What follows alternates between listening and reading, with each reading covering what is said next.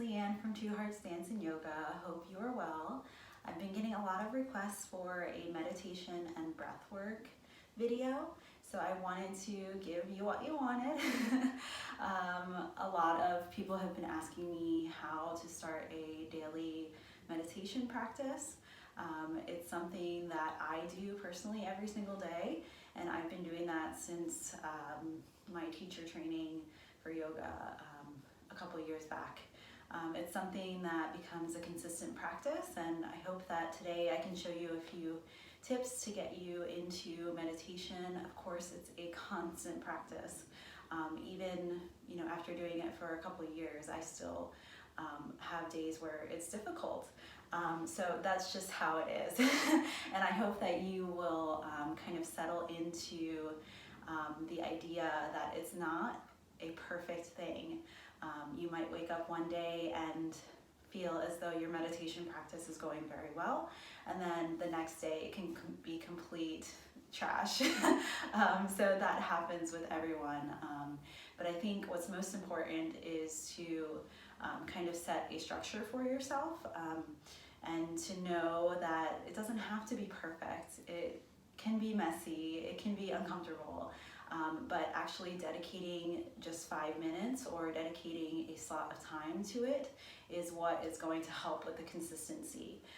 For me, 5 minutes works great. I actually time myself doing it. For you, it might be different. Maybe starting off at 1 minute, or just finding exactly what can work for you is what is the most important thing here. So I will offer some tips for you. And let me know if you have any questions at the end of this video, because I can always help you to kind of refine what you need and kind of draw back from the things that maybe you don't need, okay? So to begin, you definitely want to find a comfortable place.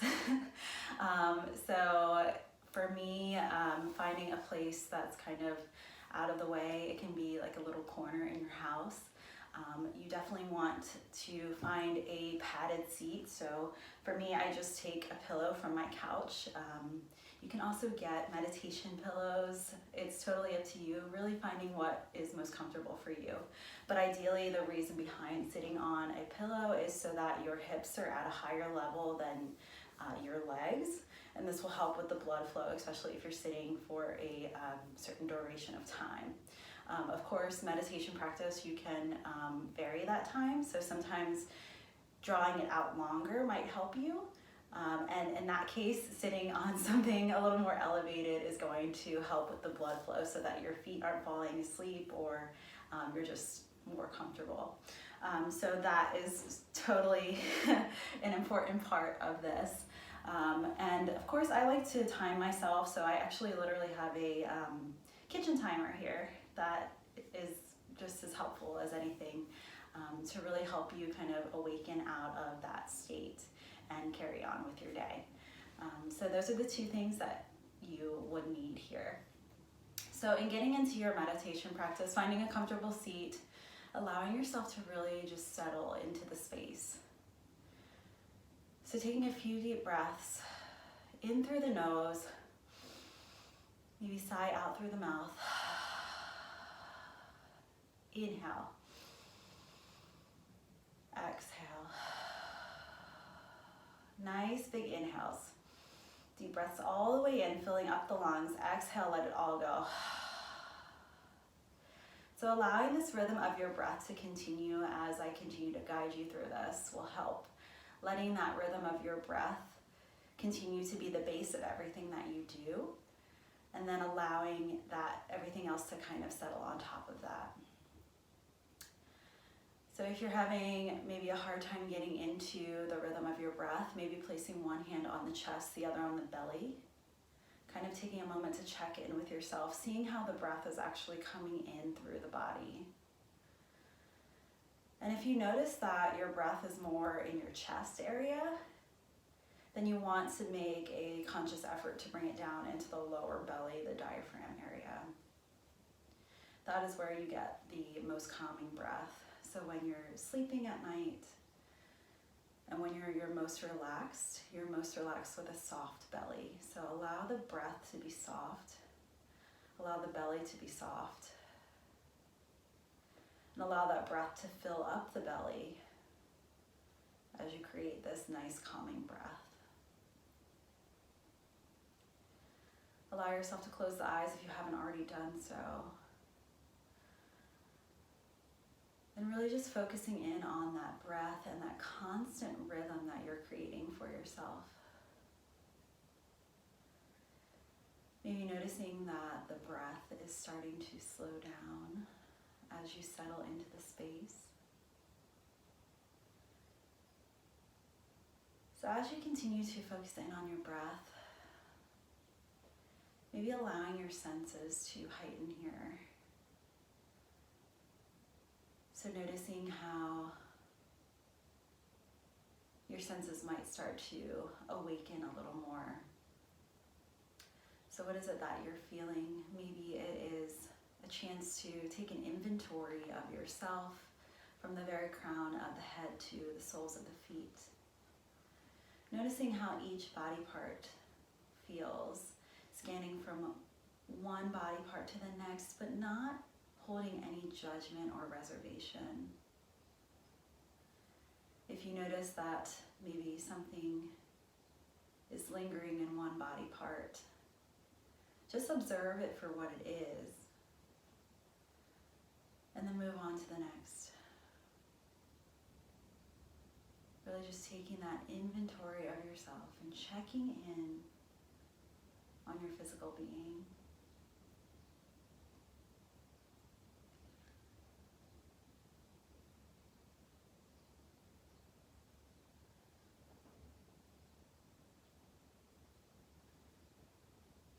And then once you start to get to the bottom of your inventory, allowing yourself to focus back in on the breath. Allowing yourself to trust your process. And knowing that every little bit is more than enough. Knowing that just being here is more than enough. Continuing with the rhythm of your breath.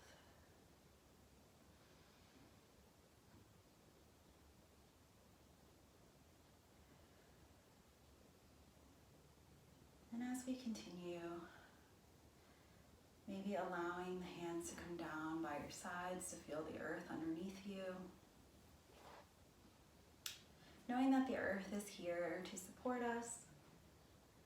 So allowing yourself to soften into the earth, really letting go of anything that you might be holding on to. No need to strain or force anything here. Staying nice and tall through the spine. So lifted through the heart and the spine, letting the energy go out through the crown of the head. But still staying very grounded in the sits bones and every connection that you have with the earth. Seeing how you can sink further into the earth, but still stay lifted through the upper body. Finding that beautiful marriage of groundedness, yet lifted through the soul. Allowing that to work for yourself.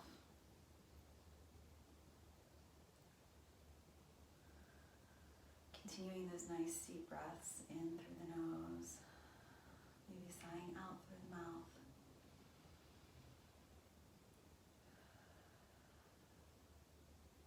And as you continue to settle in, allowing any thoughts that might come up to just be. Yes, we are trying to focus in on the present moment. But sometimes those thoughts do come through our brains. It's just a natural thing. Just letting it be what it is. Maybe thinking of those thoughts as waves in the ocean. So just as the waves kind of splash and splatter onto the shore, imagining that those thoughts just get washed out with the waves. Maybe envisioning those waves continuing to lightly hit the earth, allowing the water to just take those thoughts away from the shore.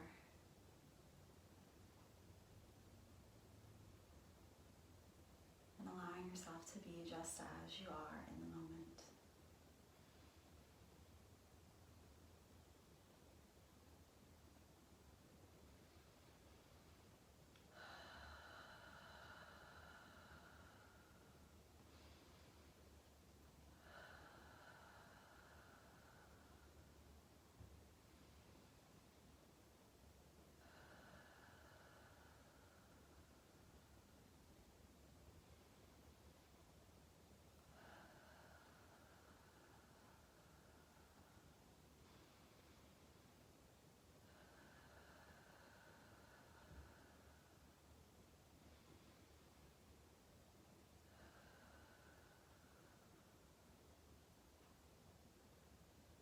Allow yourself to come back into your body, drawing your senses outward, coming back into the space that you're in, drawing sensation back into the body, maybe wiggling the toes or the fingertips. Continue to deepen your breath, coming back into the space.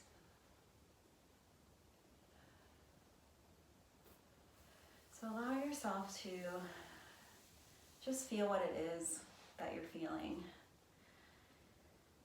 Maybe it was a difficult time trying to let go. Just observing what it was. Maybe you were able to find some clarity, find some focus within your meditation practice here. Just observing that for what it is. Maybe this is your very first time meditating and you're not quite sure what just happened. That's completely normal. Maybe it was difficult to settle in for this short amount of time. But know that this is the first, or maybe this is kind of your first approach or different perspective, or just your first time actually sitting into your practice here. But knowing that the first time isn't everything, right? The first time you rode a bike wasn't the most perfect. Maybe you fell down. Maybe you skinned a knee. I think I still have scars from skinning my knees in rollerblading and biking and those first times for things. But knowing that a consistent practice is going to help you be stronger. So knowing that, trying something for the first time does require a fall, does require a sense of uncertainty, does kind of ignite something that you're just not quite sure if you're maybe doing it right. But knowing that it's not about doing it right, it's about staying consistent. It's about creating something that's going to work for you. So maybe it's, this morning time isn't perfect for you. Maybe it's trying to do it before bed. Maybe it's trying to do it in the middle of the day. Really just finding what works for you. And feel free to reach out to me directly to kind of help guide you to a place that might work if you're not sure for yourself. But really just trusting in your process, trusting in what will work for you. And I'd like to continue with giving you some breath work. I didn't want to quite introduce that before our meditation session because I don't want you to get wrapped around the wheel of trying to do breath work that might be new or uncertain to you, or trying to do breath work that your focus might be so much on doing that you're not actually focused on the meditation and the grounding and the letting go of what it really is supposed to be about. So I hope to give you a few breathing practices now that maybe can be the next kind of level on top of your really basic meditation practice. first, start with the consistency. Start with, I'm going to carve out this time of day every single day for 5 minutes, for 2 minutes, whatever it is. Start with that basis and then start to layer things on top. And that will help with your practice that's consistent. So maybe trying to focus on the actual meditation practice first and then adding these layers. So I'm just going to give you a few basic kind of breathing practices that maybe you can try at a later time, or maybe you can just try on your own before adding them to your meditation practice. So in yoga, we call breathwork pranayama. It is a very important part of yoga. Like, yoga would not be what it is without breathing practices. It would just be a physical workout or holding poses. Whereas the breath work adds that next level to it.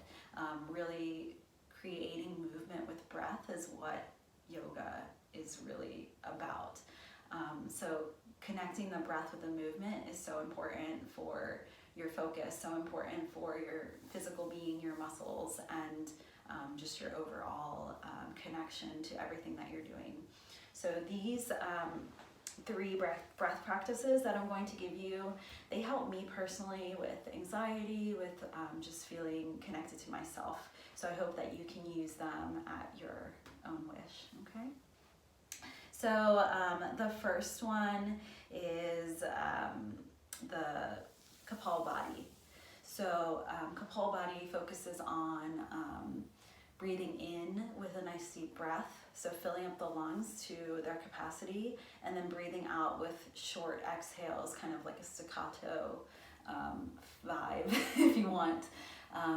So starting with a nice deep breath in, and then exhale through the nose. Inhale nice and big in. Exhale. So with trying that with your own practice, you want to fill up the lungs all the way. I like to place a hand on my heart, a hand on my belly to kind of gauge my breath. That lets me know that my breath is all the way full. And then with the staccato, you're breathing out through, and I'm a music person, that's why I say staccato, but it's really just fast-paced breath and short breath. So you're breathing out on the exhale, you're breathing out through the nose with force, but very shortened until all the breath is out. Kapal Body is also called skull shining breath, and it's because it really creates a sense of enlightenment. It's meant for creating a sense of clarity, a sense of kind of ignition through the inner body, and really allows for you to release some of the stress that you might have. So I use that pretty often. It's also like a warming breath, so it allows the warmth within the body to come. And I don't claim to know everything about this. I've only been studying yoga for a few years, as opposed to some of my teachers and friends and colleagues who've been studying for many years. So I don't claim to know everything about this, but I know what it does for me, and I hope that it can do the same for you. So again, with the Kapal Body, breathing nice and deep in through the nose. Exhale. All the way out with those small breaths. It also, makes your nose run a little bit for me. So the next breath that really, really works for me is Promenade. It is placing the hands, you want to place your thumbs like right above your ears. So there's kind of like this divot, almost like a indentation right above your ears, right behind the earlobe there. So you want to find that and place your thumbs there, and then allow your hands to be nice and wide. For all my dancers, the jazz hands. But let your fingertips be nice and wide, and then just gently bring them onto your head. So kind of framing the head here and the crown of the head, allowing that space to be nice and deep there. So placing the hands there and then kind of pressing the thumbs into the head a little bit more than the rest of your hands. These fingertips can be kind of free. But you want to take nice deep breaths in and out, maybe sighing through the nose.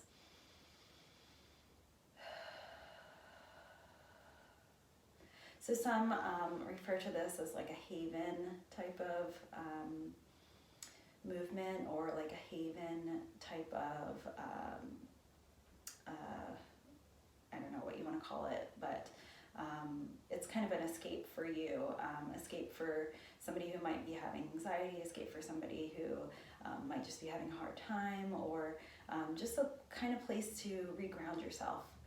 For me, I know if I'm feeling frustrated, I do this a lot. So allowing yourself to reconnect and taking a few breaths. So hopefully that will help you. The last one isn't really a breath, it's more of a posture.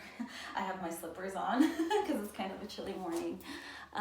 But it's a posture that's been helping me for a while. It's got a Sanskrit name that I cannot really pronounce and don't really want to try to butcher or say it. And any of my yoga friends that know or can say it better, please let me know. But in English, it's called the Bliss Pose. So essentially you will come to your knees and let your knees come together.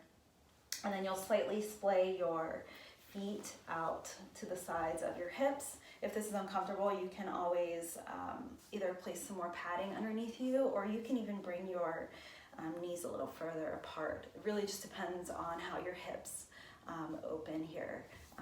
So really finding what's comfortable, but essentially you want your feet to be on the outsides of your hips so that you can place the palms of your hands to the soles of your feet. So for me, when I do this, I like to press into the instep of my feet, and it instantly allows me to find a little sense of groundedness. If you take nice deep breaths here, in through the nose, exhale out through the mouth, maybe creating a Ujjayi breath.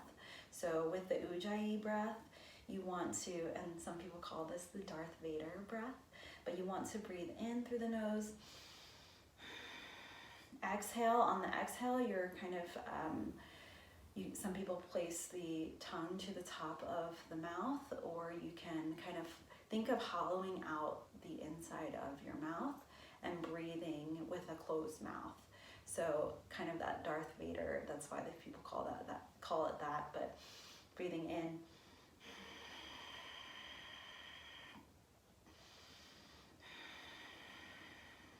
So with the Ujjayi breath, it's supposed to mimic the sound of the ocean. That's why I actually deeply connect with it as well. I'd like to do a more in-depth tutorial on the Ujjayi breath at a later time, so I will do that. But in the meantime, if you breathe in through the nose and then keep the mouth closed and breathe out, putting the tongue to the top of the mouth.